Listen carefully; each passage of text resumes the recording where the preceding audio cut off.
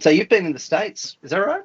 Recently? I have been, yeah. So I was last there a couple of weeks ago in California at a homeschool convention. Not that we do homeschooling, so Yeah. it's Okay. a whole other world. But we figured that maybe the homeschool crowd might be a good crowd to try and get in with my music and ministry. And between the Mennonites and the Gun Owners of America booth, it was a really interesting place to be. So, Wow. Yeah. yeah. I mean, the Mennonites didn't come and chat to me, but the Gun Owners of America did, which was great fun. So chatting to you, having a booth at what? This is some kind of like homeschool conference, was it? Is that what it was? Yeah. It was like and you yeah. were just out in like this sort of a foyer exhibition sort of space. Yeah. So it's Christian Homeschool Convention. And Yeah, wow. it was fun. Yeah. So the gun owners wanted me. They were talking about me coming and doing a show at one of their conferences. It's like, do I want to go do a show at a gun owners gun toting anyway? And so I asked my friend, who's like, you should definitely go there. Those kids need to hear the gospel. So we'll see if it happens. Yeah, there's all sorts of things on God's green earth. Wow. Hey, I'm happy to just kind of see how this conversation goes, but up front, are there things you want to talk about first, or do you want to just chat and then I'll kind of edit things down, and if it needs editing, what would help you? Yeah, I'm happy to see where things go. I don't mind just chatting. I think I sent over to you some themes from the album and things. So yeah. See what takes your fancy and where it goes. Well, I mean, it's quite. I was pondering how interesting it is that like we first, at least kind of nominally met when my brother was working with your dad in Hull, in St John Newland there, and then we kind of interacted. I mean, a few years later when you were working with Crowded House via a blog where I was kind of processing some of the Total Church stuff, and you chimed in at that point. And then, I mean, both those two things, both Melvin Tinker and Crowded House, are themes of your work recently, and I think that's this singer-songwriter stuff for the adult audience deals with heavy themes, and so you've processed grief of different kinds. You want to talk a bit about that? Share some of that? Yeah, so griefs of different kinds, and I think you're right. So we were part of the Crowded House from 2005. So that's pre-Total Church. So I think Total Church came out in 2007. So so I was working for Steve from 2005 till start of 2011. I stepped down from ministry in that way at that point, and that was a whole very interesting time. I was 22 when we got there. Actually, we'd been in Belfast for a year, and it'd been I'd been quite burnt in a church situation there, where my boss was overtly insecure and controlling and bullying and all of that kind of thing, but really overt. So it was pretty obvious to get out of that. And so going into the Crowded House, very, very early on, there were signs that things weren't right. So within like a month of getting there, I remember Tim Chester and a couple of other leaders talking between themselves about just some issues with the way Steve Timmis was dealing with people and stuff, and they just wanted to challenge him about it, as godly people do. You go, is that the right way to talk to people? Is that the right way to behave? And in a healthy church, that would be a good conversation where the other person would go, oh man, oh no, I'm sorry that's crazy. How can I do that better? And so I knew that conversation was going on, that they were going to talk to Steve about stuff. Next thing I knew, they're basically all apologizing to Steve.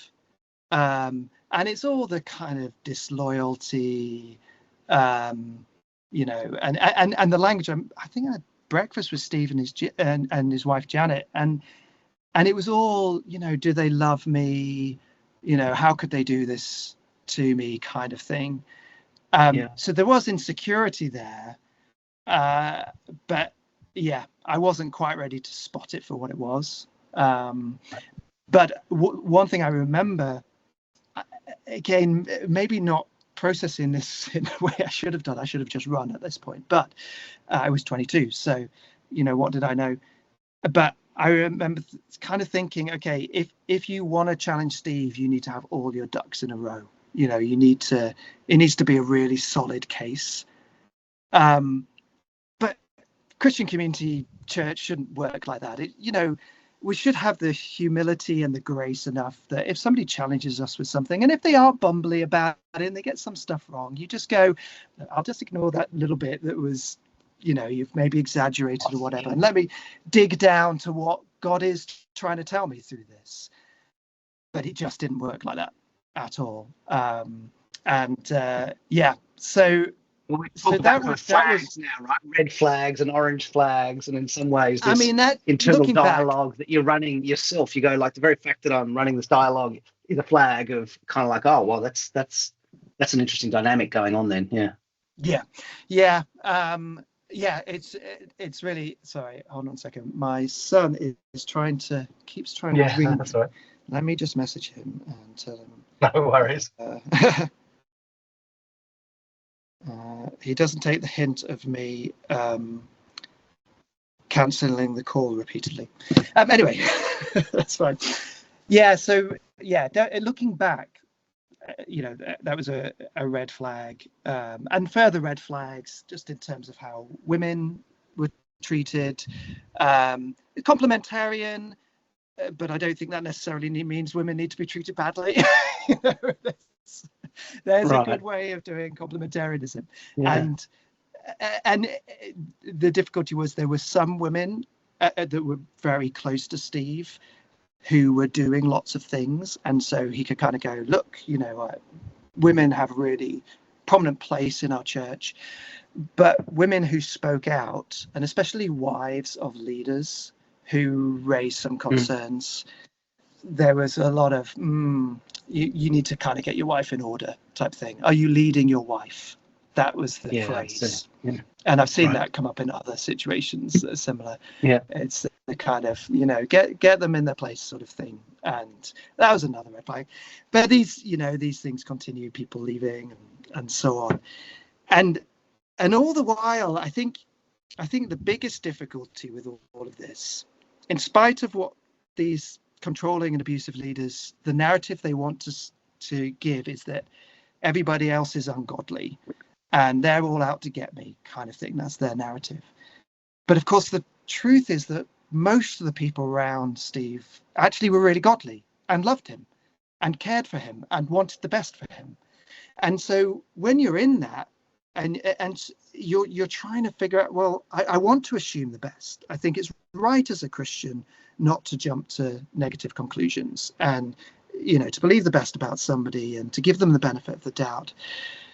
And especially as a younger guy, and knowing that perhaps there was arrogance in me. I was a young man, and I'm really wanting to learn humility and submission to leadership and so on. And you know, so you've got all of this, and I think toxic is the right word in that, because there's so many battles going on in your mind as you're trying to marry something that doesn't feel right. We're trying to be godly. We're trying to love your wife and your family and love your church and do mission and all that. And it's just, it was horrific. So in the end, things really came crashing down for me and my wife personally. And so I stepped out of ministry, which was the best thing I could do. And I'm so thankful for God's grace in that. But in all of that, there is so much grief to deal with, because grief is about loss. You know, we often think it's just about people dying, but there are so many griefs. Griefs of loss of relationships you thought there were, innocence, trust that you've tried to give people, and you've been burnt. So, the once burnt, twice shy thing, the church that's meant to be a place of healing and growth and safety, and it not being that, and trying to figure all that out. After all of that, there's a lot of people who really diss folks who are deconstructing. I totally get it, and I pray that people who are deconstructing because they're trying to get rid of the gumph and the mess do come to a place where they know Jesus, and they can reconstruct from there.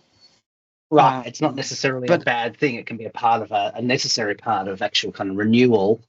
I mean, so interesting. I don't know how. I mean, part of the grief is in any being a part of a renewal movement, which like a lot of the church planting movements and kind of missional, broadly speaking, stuff was about actually trying to get back to something purer and fresher and more alive. And so that also is hard, because how do you continue to want to have a spirit that is about renewal and new things if you go like, but even those things can end up as bad as the things we were renewing against or reacting against or saying with the problem, and then our solution has become the problem too. You could see how that could also lead to a sort of a cynicism more broadly as well, or something, not just a deconstructing faith, but a cynicism about, I don't know, trying to make a difference. Yes, you're right. Because if you've left one thing, one form of church, because you're like, I don't think that's doing it right, but this thing is, and then you discover that thing. I mean, where do you go? It's so confusing. And because of the nature, like say the sort of missional movement and things, the churches was so much about family and community and being really tight. You can't, leaving that is so hard. And again, where do you go? Do you go to a form of a church where there isn't tight community, but then the tight community thing burnt you? So and that's what we've battled with over the years. I think the big thing since 2011 has stepped down, but we stayed in the crowded house because we didn't realize how much the culture had impacted us and what and caused many of the difficulties we were facing. But over time, we realized, we went into a church plant, not in Sheffield, hoping that we could take some of the good cultural stuff and ditch the other things, again without quite articulating that, but the culture followed, and so in the end we just got to the point in 2018. Took me a while really, I'll own it, of just going, no, we just have to walk away from this. But in doing so, and inevitably in these situations, you discover you're able to start talking to the other people who left, because these kind of cultures tend to discourage talking to people who have left, because they've got an issue, they've got a pride issue or whatever it is that means they're not to be trusted. But once you leave, you're like, oh, maybe there's more to their story than I was told. And so you start talking about it. And that's what we did. And discovered, of course, the stories were almost identical. And across personalities, it wasn't just the A types that clashed with Steve. It was everybody who got crushed if they crossed Steve, kind of thing. And we got to the point where we went, what can we do? Because this can't carry on, because it has for a couple of decades and it's crushing so many people. And so we spoke out publicly through an article in Christianity Today, I think it was. And the thing that kind of happened subsequent to that, sorry, everybody's trying to call me for some reason right now. Don't know why. Do what you need to do. Let's go to that. No, it's fine. Yeah. So the thing that happened subsequent, because I spoke out publicly, but also had started been doing music for a number of years, so had a public platform, is that there were people who started getting in touch with me about similar situations where they went, some of the things you've written about, said, I think that's going on here. And you found invariably that you could you could finish their story for them. You know, there are so many, sadly. So, and it's not every church, of course, but there are far too many situations that are very, very similar. And so where I could, I've tried to use my voice for those who don't have a platform, can't speak, and also because I'm a tinker. Within the conservative evangelical world in the UK, the name is known, and so actually I've been able to contact some ministers in situations, and actually have a chat with them and raise concerns with them. It hasn't always resulted in any change, but I've done what I can. But then more recently, to catch us up to today and my recent album, is that there's a couple of songs actually on the album that kind of explore some of these themes. The most prominent one is called "Help Me to Stand." Help Me to Stand. Yeah. And I co-wrote it with Sarah Groves, who's an incredible songwriter, and it's really drawn from the moment in Lord of the Rings where there's the Council of Elrond and they're all arguing about who's going to take the ring, and Frodo, there's just this sort of inner dialogue going on where he just realizes he's got to do it. He doesn't know how, but he knows he's got to step up, and so he does. And and amongst all these tall men and elves and short dwarves, he stands up and he says, "I'll take the ring, but I don't know where I'm going." And it's such a beautifully humble moment, and I think sometimes people who are speaking out against church abuse are labeled as troublemakers, as if they're doing it for the fun of it or because they get a buzz or something like that. Whereas I think so many people are doing it at great cost to themselves because they know they've got to do it because nobody else is. If more leaders were doing this, then the little people in the pews wouldn't need to be getting on Twitter and things and shouting as loud as they can to be heard. And again, Frodo's just like, in his mind, he just wants to go back to the Shire and sit in his comfy armchair by the fire. And I tell you what, most of the people I know who are speaking out against abuse would love to just go and sit in the Shire in their comfy chair by the fire and stop doing this. It's so costly to do it.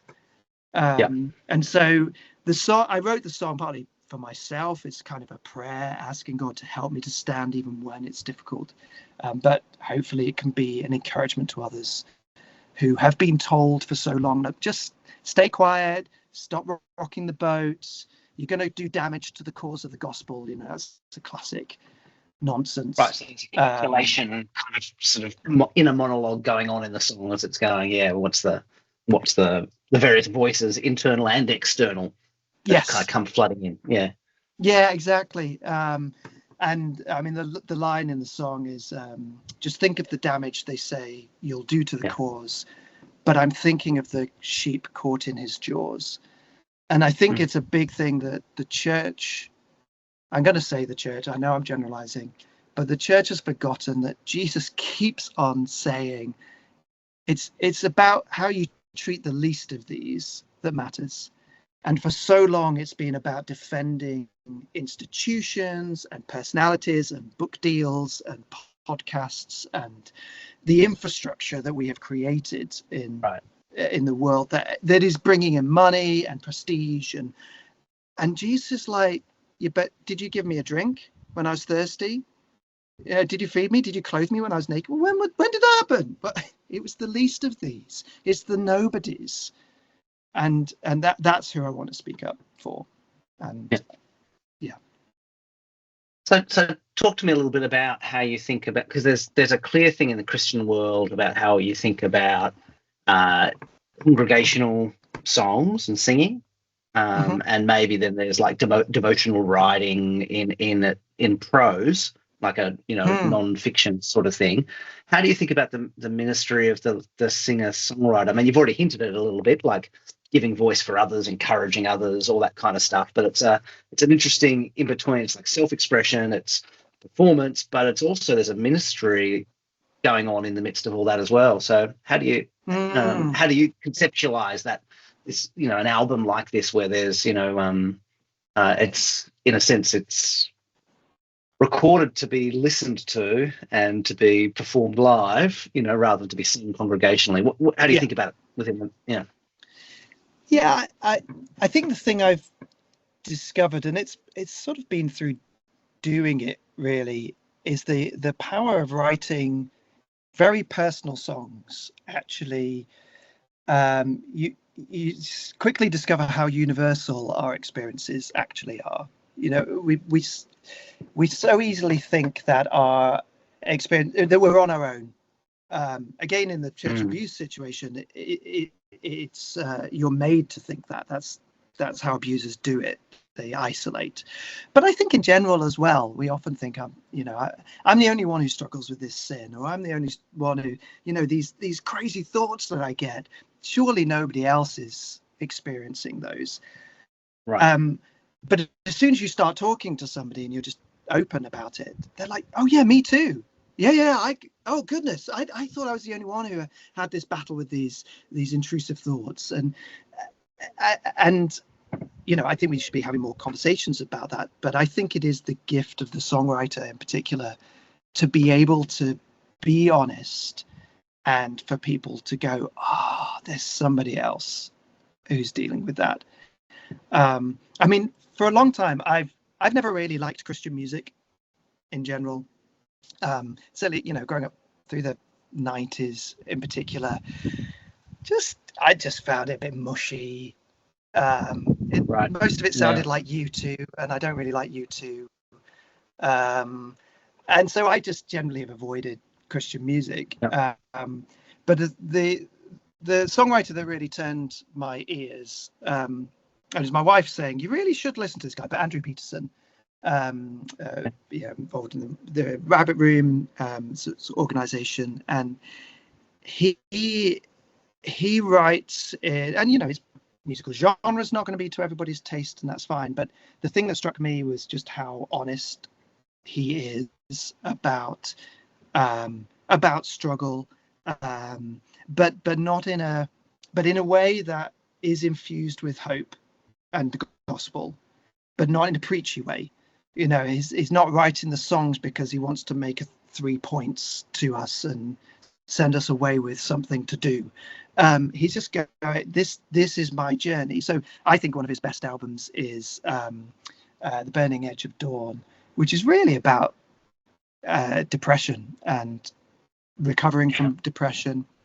It's incredibly raw and honest, and he's willing to sit with the difficulty and the struggle, but again the hope is just infused in it in a really natural and real way, because he's just telling his story. He's not preaching. He's not doing it with an agenda. He's like, this is my story of hope. And I'm like, okay, I can get on board with that kind of Christian music because it feels real. And you know what it feels like? It feels like the Psalms. And that's why I love the Psalms, because they're just really honest songs. I'm just struck with I just preached through some sections of Jeremiah at a uni student conference, and again it's some of those early bits where you get his like psalm like lament stuff, and it's like in the one chapter he'll be like blaming God, rejoicing in God, talking about how he wishes he could just not, like he pronounces a curse on the guy that, like Job, the guy that told his dad that he was born, and may that guy get cursed, and and then says, but I can't be silent. At the same time, I can't be silent because your word is in me and it's this burden. It's a similar thing, isn't it? Same thing with Jeremiah, as it is with the psalmists, is this this whole kaleidoscope of, in his case, very negative emotions often, but all zigzagging, but so relatable. Exactly. Yeah. And that's the thing, isn't it? And Romans 7 is like that as well. Paul's just going and it's never a denial of the gospel, but it's them working the gospel into all of this mush that is the Christian life. And it just, for me, stands in contrast to the songs that are a bit like the Lego Everything is Awesome, where, you know, it's great when songwriters are writing a song that they're like, I'm just so happy you're in my life right now, Jesus, and good for them. But that's not my experience every week. I love Jesus. I know the truth of the gospel, but I don't always feel uber happy about it. And so actually to have songs that just really grapple with that mixture, but is clinging to the truth. And going back to the deconstruction thing, you know, I think that's a healthy deconstruction. It's kind of going, I'm trying to chip away at all this stuff that I'm going through and dealing with to try and get to the core of hope and what God is doing. And then I can kind of come out of that. And I just found Andrew does that so well, and then through him found other songwriters that similarly do that. And so when I came to write an album after my dad died, he was 66 in 2021, and he had pancreatic cancer, so it was very quick. Though those few weeks before he died, he was just dreaming of and talking about eternity and kind of where he was going. And it was quite incredible to witness. And as a songwriters are magpies, so you're always scribbling down good lines and ideas. And so I literally had my notepad, and I was like, oh, that's a gem of a line.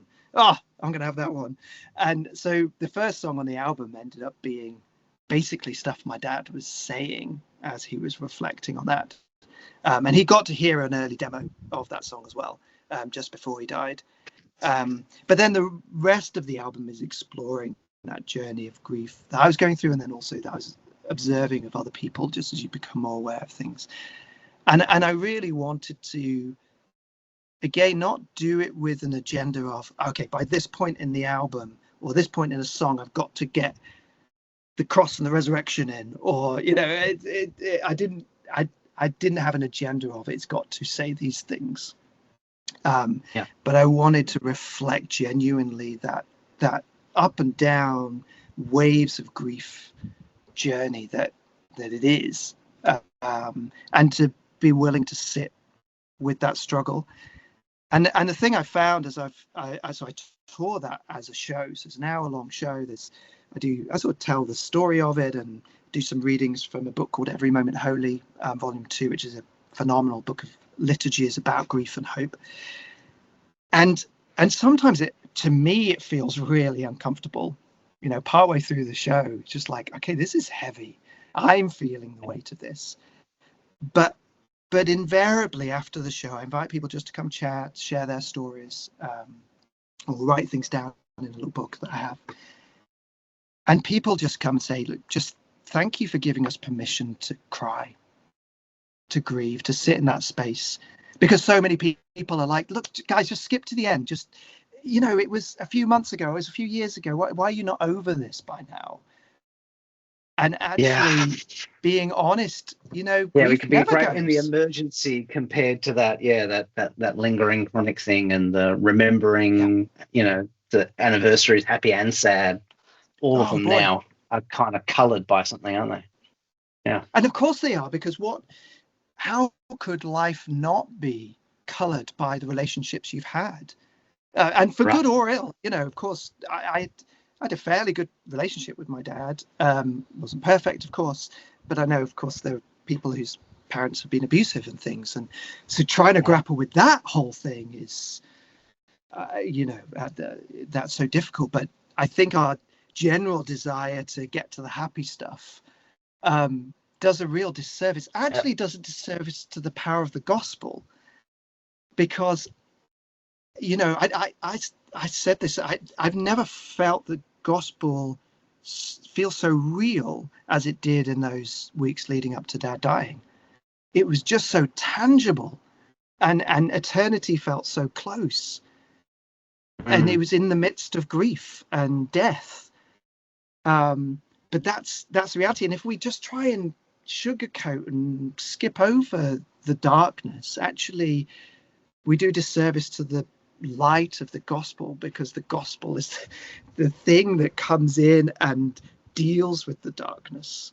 So, and I think, yeah, sorry, to go back to your original question, the role of the songwriter in this, I think the songwriter has quite a privilege and a responsibility in telling our own stories honestly, invites other people not only into our story to sort of journey with us, but then to kind of turn it round and go, oh, that is similar to my story. And actually, like again with the Psalms, where the songwriter ended up, maybe I can end up there too.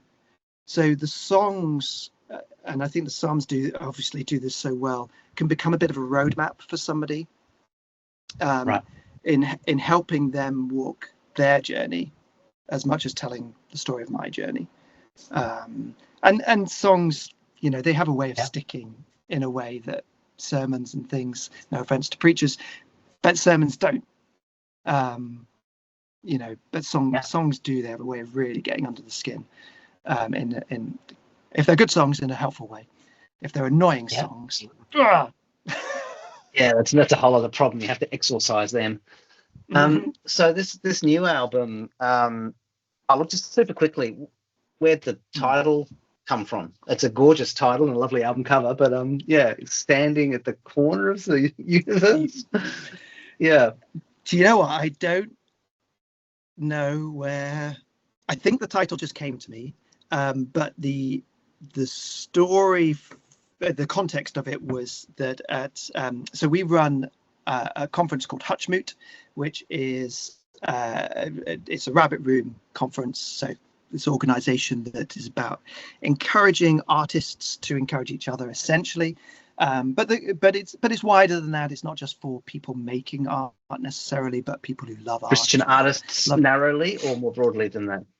It is specifically for Christian artists, though. You know, we're happy for anybody to come to the conference. Sure. But it is about about beauty and God and the interaction with all of that. So they run a conference in Nashville, and we run one here in the UK. And at the one 2 years ago, we were sitting in. So we do it as a residential one in the UK, and there's a bunch of us sitting in the bar area. It's late at night, and we come outside, and it's the Northern Lights are on display, which we don't get to see that often in the UK. And it wasn't as spectacular as you get in Norway and stuff, but hey, it was still beautiful. And so there's this bunch of incredible artists just watching God do his thing. Yeah, God's art. Awesome. Oh boy. And it did feel like standing at the corner of the universe. It was, to me, it felt like as these lights were kind of weaving in and out of each other, it was like somebody had pulled back the curtain on a stage where there were these two children dancing, uninhibited innocence. You know, they didn't think anybody was watching, so they're just doing their thing. And it felt like that we were just sort of sneaking in on this spectacularly beautiful moment. And so the track at the end of the album is the title track, and is about that experience, about standing there, sitting there, lying there. Some people just lay on the grass just watching this unfold, and it tying in with a few things that happened at the conference. So there's the artist who did the illustrations for a new version of Watership Down. So it's a new cartoon version of it that was commissioned by the family, and so he did a talk on, you know, how he did it. And there's this image where the rabbits come over the hill and they see this beautiful valley, and they say, they reference their sort of God in the story, and they say, did he put this on for us? I thought it's just such a beautiful thing. And then we're all sat there watching this thing and going, Lord, did you just put this on for us? I know a load of other people saw it, but the timing of it, the beauty of it, it felt like that. So that kind of weaved into the song. And also right at the end of the song, Andrew Peterson in one of his talks said, it's good that we're here. And I'd scribbled it down in my notebook, and it felt like that was the perfect moment of that song, for that song as well. It's good that we're here. God is pleased that we're here. I think as evangelicals and Reformed, we can all too easily do the kind of, we're lowly worms, and and there's elements of that's true, but you know what? God delights in us, and that's something I grapple with elsewhere on the album. In fact, on the first track as well, really believing, like in Zephaniah, that God sings a song about us. That he so delights in us that he bursts into song. That's not the picture we often paint of God. That it's a broad smile as he looks at his children, and he lays on this beauty around us. And it might be the mountain, it might be the sea, whatever. And as we're looking on at it, he's grinning that we're enjoying it. There's just as you would with your kids. When your kids see the sea for the first time, and or open a present at Christmas, and there's just delight on their face. Go back to grief as well. It's a common thing, I think, with griefs that you were talking about, in a sense, feeling like on the edge of eternity to some degree, sitting with your dad. But there is also something weird about the being in the present moment in times of severe grief, where you're it's not so, especially in kind of like a rich Western context, there's so many goals where you're normally striving up plans and goals. We have the power and the wealth to achieve. So most of the time there's arrows for all the short-term stuff, whereas grief suddenly forces you, either an eternity or else kind of like just now. And it's just like, what, that's not, that cup of tea is not bad. That sun coming through the window, it's quite nice, and you're suddenly forced to just sit in the moment, because that's what you got to do, right? You just got to be there in the armchair by the bed. It's it's good that you're here, even in a bad moment. And I think artists again have quite a role to bring people into that present moment and to just sit and contemplate, and partly because the artists will have spent time digging down, whether it's painting a picture and studying the thing that you're painting for a long time and really picking out the fine detail, or writing a song and really crafting the lines and going, okay, I need to distill this truth down into a verse or a line. Actually bringing the listener or the viewer into the moment is a really important thing. But in doing so, like you say, there's a bringing into the moment that also expands out into eternity as well. That it's not an either or, it's an interplay between the two. So there's a line in the song Standing at the Corner of the Universe about soft eternal waves wash upon our shore, a beautiful weight that feels too much for mortals. And it is this kind of constant glimpses and interaction. We live in a little village called Nether Stowey on the edge of the Quantocks, and for about 4 years a poet in the late 1700s called Samuel Taylor Coleridge, who wrote the Rime of the Ancient Mariner, that's his most famous one, lived here, and Wordsworth lived a few miles up the road, and they wrote their first book of poetry literally in the hills behind my house. And Coleridge was the son of a vicar, and I think was a Christian. He battled with all sorts of things, but one of the big things that he was wanting to do in the city, it was all about the rational, it's the machine, it's the Industrial Revolution. And he's going, there's so much more to life that you are missing if you are just focused on the immediate. And for him, it was the poet that could sort of lift the veil and just unlock what God is doing right in front of you. But there's a bit of a mist. And me and Dad would talk about this, not long before he died, and the importance of imagination when it comes to thinking about eternity. because we need imagination to kind of do the journey from the immediate to what we've not experienced. But God is constantly giving us reference points and connections so that we can actually do that. And so we talked about, the story of Elisha and his servant and the king of Aram hunting him down, and the servant's terrified because he's just surrounded by this army. And Elisha's like, Lord, open his eyes kind of to what's really going on. And Lord opens his eyes, and what does he see? He sees horses and chariots of fire. They were there the whole time, but he needed the veil lifting.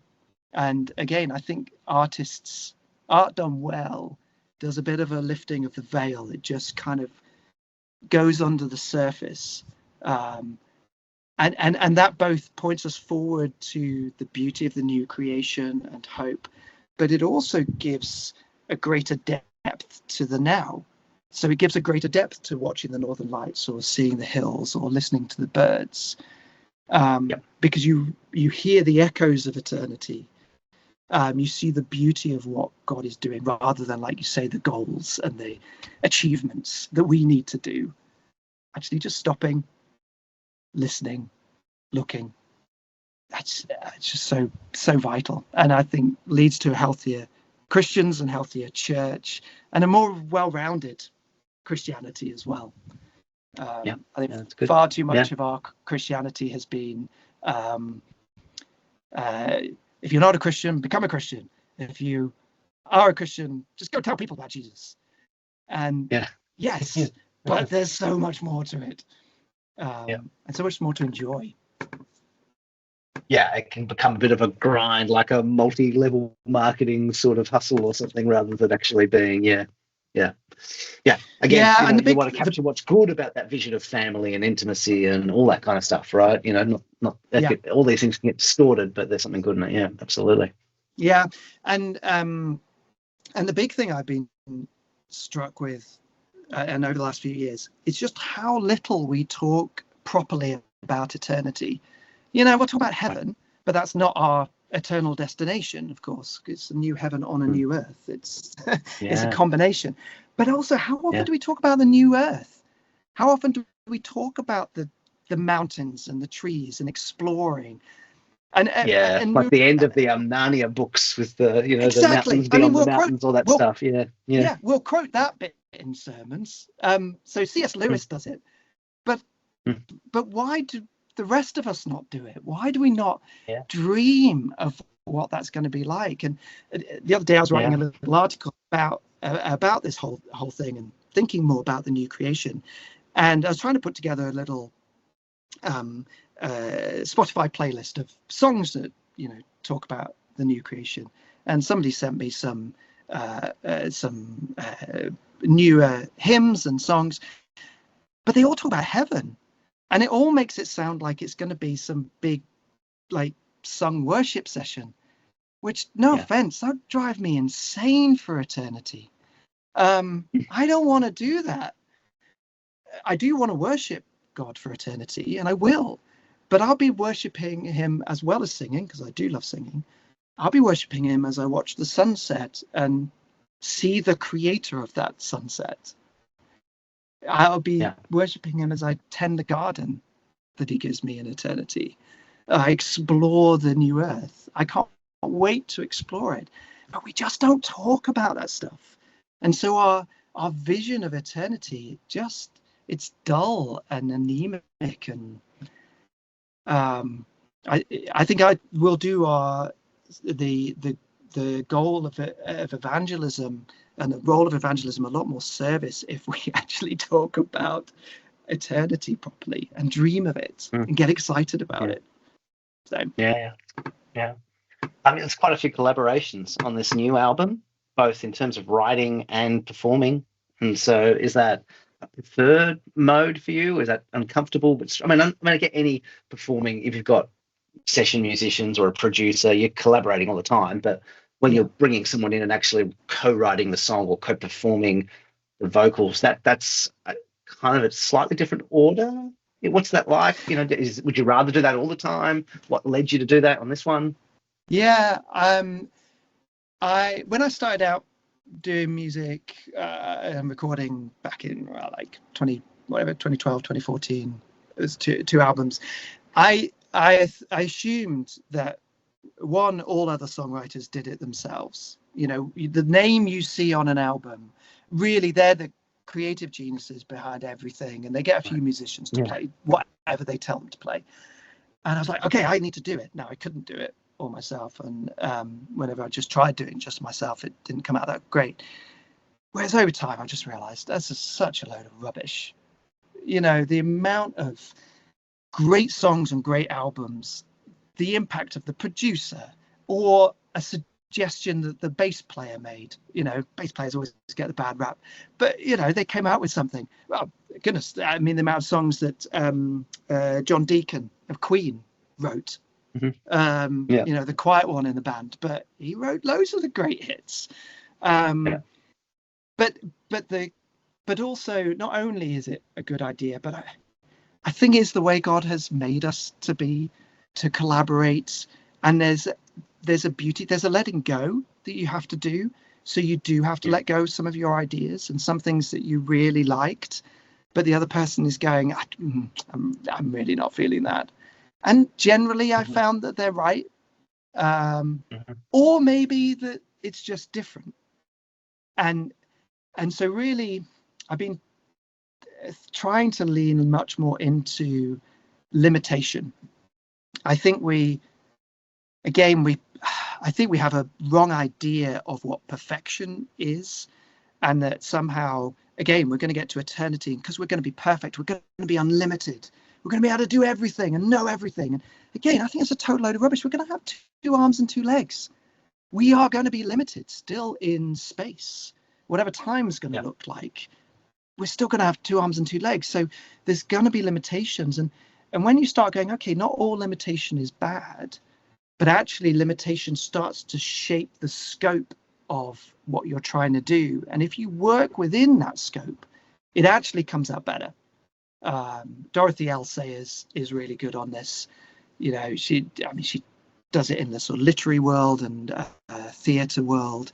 But she says if you try doing a theatre piece, but you're doing it straight from a book, it won't work, because it'd be too long for a start. But also the dialogue, just won't work and stuff. You have to write a theatre piece as a theatre piece and a book as a book. Those limitations are good limitations. So the limitation then that we can impose on ourselves of going, okay, I've got X number of days in the studio with these particular musicians and this co-writer or whatever, it isn't going to look the same as if I did it a few months later with some other musicians and I had 2 months to do it or whatever. Yeah. But that's okay. And it will have imperfections in it, and that's okay.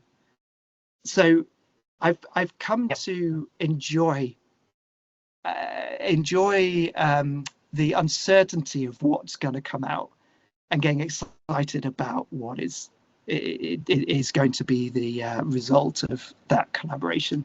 So I heartily recommend it to anybody, and to get rid of the idea that you can do it all yourself, because you can't. Yeah, that's excellent. Hey, look, we've been going for close to an hour. Partly you're your own worst enemy by having so much to say, which is great. If you've got a little more time, I do have at least one more question I'd like to ask, if you're happy to go a little longer. Yeah. Is that all right? Yeah. Amazing. Cool. Because what we haven't touched on is in a sense the experience. Sorry if it's a bad word, but of kind of the industry of being a musician and being a Christian musician. And I guess we've talked about a lot of things that people don't talk about, and that's good. And this is another one, right, where there's this whole, let's imagine that some 21-year-old or 16-year-old or a midlife crisis year old person stumbles across this conversation and has listened this far in, and they're going, yeah, you know what, I do think I have whatever it is, a song in me, an album in me, a play in me. Let's do something. We're doing music, right? So yeah, what is that process like? You've now recorded multiple albums. You talked about traveling and that there's a lot of grit, a lot of hustle, a lot of work and all that. There's also, you're getting to know how you stay afloat, how you make it work, what things you have to be willing to do or do without, or I don't know.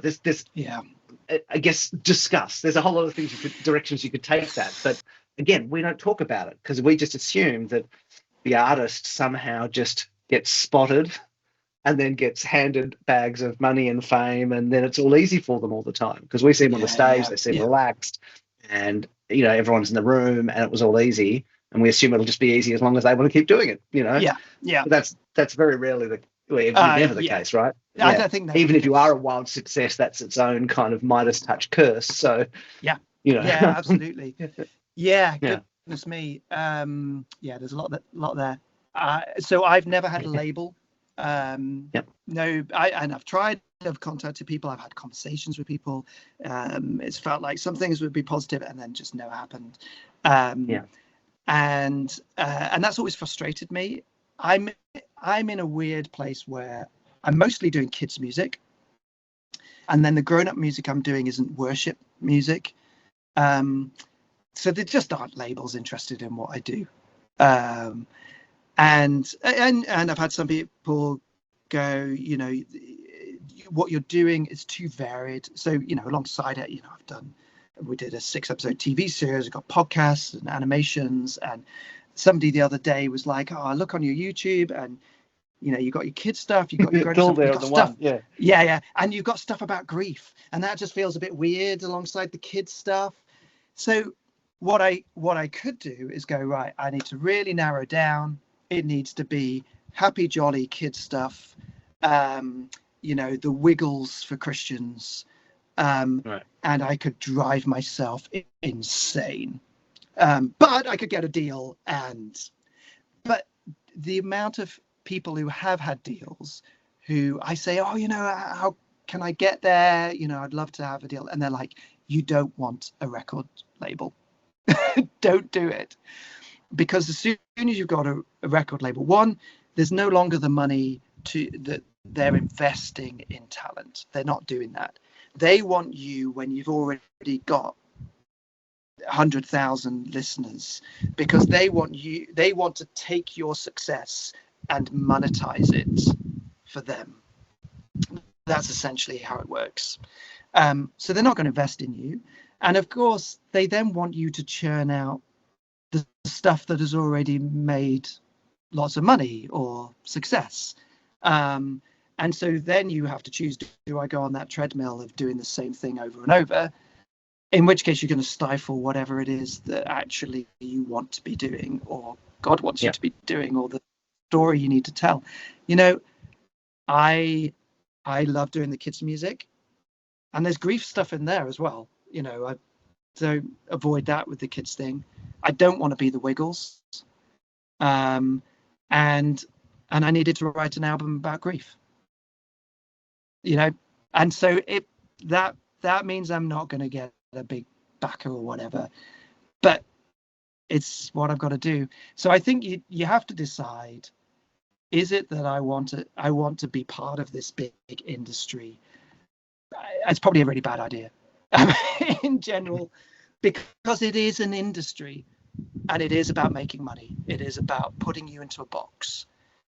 And actually, if what you're about is telling the stories that you need to tell, telling your story, that's not going to fit in a box.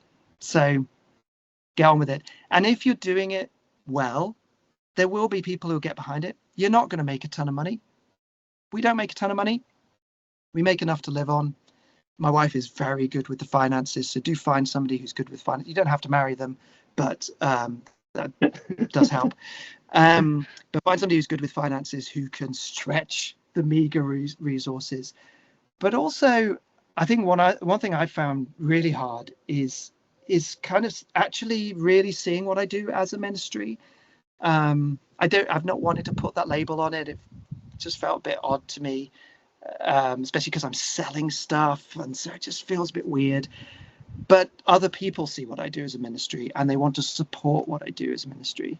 It's been ministering to their families, and then their kids have grown up, and there's people who continue to support me financially because they want to bless other families. And I've got to be less British about that and just go, yeah, I do need this help. If I'm going to keep making it, I do need to feed my kids. and put a roof over their heads and give them clothes. And if you want to get behind it, great. And don't worry about the people who don't want to get behind it. And don't worry about the people who want to just listen to stuff for free on Spotify. That's bugged me for ages. Spotify give you next to nothing. I'm not going to make much money off it. And so you could, get really angsty about it. And at times I have. Or you can go, Lord, okay, fine. The people are going to listen to it for free. Let's give it to them for free. But there are other people who really understand that there needs to be backing. Lean into that. Get them around you. And build it from there, really. So, yeah, any aspiring songwriter, one, get doing it. Don't worry too much, just get doing it. And then gather people around you who kind of share what you're about and just be honest with them about the needs for it. And you'll be amazed at how generous people will be. I'm constantly astounded by it. So, yeah, I wrote about writing. We did a whole bunch of interviews with Christian writers with Gospel Coalition Australia, and one of the observations when it was my turn to kind of answer my own interview questions, one of the things I made the observation is that most of the people, if you read even like a Christian theology book and pull it off the shelf, they're probably there most of the time because they decided to. Very rarely does someone get told, you've got a gift, you should invest it. How's that book going? Keep working. Most of the time someone, like they have the gift, the desire, the passion, they've been blessed by it, they all that stuff, but they just grind at it. And after doing it for long enough, people then now call them a writer, when the whole way along it was like that, an imposter just having a go. And I'm sure it's the same with music and acting and whatever else. And it's but when you look from the other side, you assume it must have been obvious to them, but and I guess that's where something like this rabbit room thing sounds like an additional help, where if you're around others who are doing that same thing and just nod their heads and go, yep, that's it, I'm just doing it because I can't not do it and because I want to do it, and someone's got to do it, and the other person's going, yep, me too, then that has normalizes that. Yeah, it's been a real encouragement at Hutchmoot. Somebody wrote a blog post about it, about this year's one, the other day that I was reading, and again he had come to the conference kind of feeling discouraged and feeling that imposter thing and all of that, and all of us do. But what he was really encouraged by was, he said it wasn't about platforms, and it was about encouraging each other to do art, and that's something that encourages me about the conference. We work hard to, the people doing seminars, they don't have different lanyards, they don't have a special room that they can go hang out with all the other celebs and stuff. They're eating with everybody else. You don't know what they're doing until they get up front, or maybe there might be a photo, I guess, in the booklet or whatever, but there's you're chatting to somebody and then you're like, oh wow, you made that thing, oh goodness, okay, and you've just no idea. And I think that's beautiful. I think that's the way it should be, because that conference isn't about professional artists. It's not even about people who call themselves artists. We would say everybody's creative, whether that's administration or cleaning the streets. It's creating order out of chaos, and it doesn't matter if you're getting paid for it. We're all made to be creative, being in the image of the creative God, the creator God. And so I think getting rid of those ideas of I have to be at this level to be called whatever it is that I'm in, and getting rid of the idea that those people up there, it's easy. They write a song and it's just like, oh yeah, this is gonna be a hit. No, goodness me, the pitfalls and the pits of despair you get to, of just going, I'm terrible at this. This is awful. That's common for absolutely every artist. I mean, Paul McCartney talks about, after the Beatles split up, of him just going, I don't know if anybody's going to accept me. If I go out and play music, I don't think anybody's going to like it. So he forms Wings as a way of sort of covering. It's not Paul McCartney, it's Wings. That's hiding. right. Yeah. And so he starts. Their first gigs were just at universities around the country. This is the guy who's in the Beatles, and he was terrified. Kind of inventing college radio sort of rock culture. Yeah. but of course people wanted to go see him.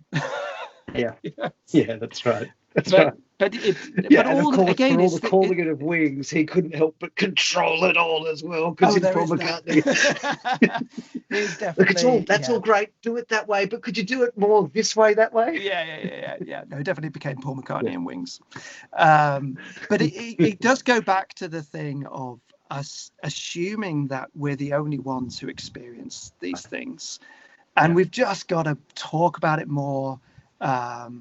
I mean, again, on the album, there's a song called Soul Song, and that is really about the battle of having the perfect thing in your brain, but never being able to achieve it.